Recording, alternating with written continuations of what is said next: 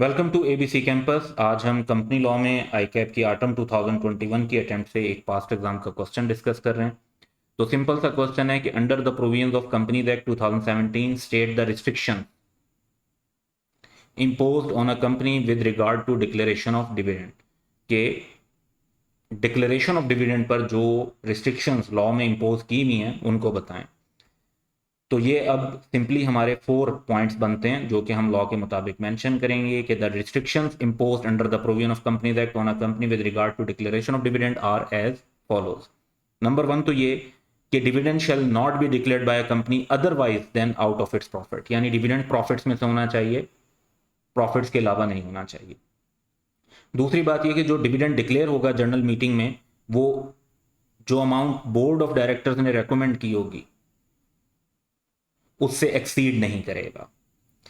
तीसरी शर्त यह है कि जो डिविडेंड होगा shall not be declared by a company for any financial year out of profit of the company made from sale or disposal of any immovable property, assets of capital nature comprising the undertaking or any of the undertaking of the company।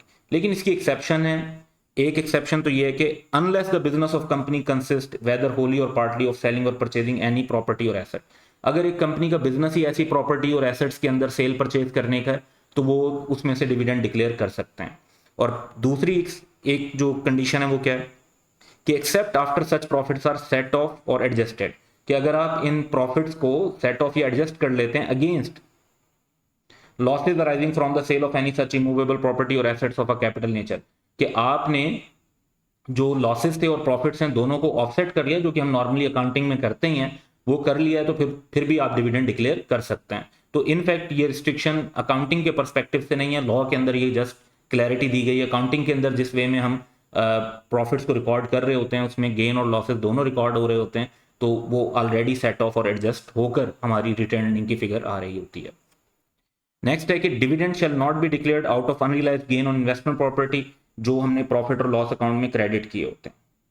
तो Aldous के IAS 40 के मुताबिक investment property पर जो gain होता है वो profit और लॉस अकाउंट के अंदर रिकॉर्ड होता है और वहां से रिटर्निंग के अंदर शो हो रहा होता है, लेकिन कंपनीज एक्ट मना करता है कि उस गेन में से डिविडेंड आप डिक्लेयर नहीं कर सकते।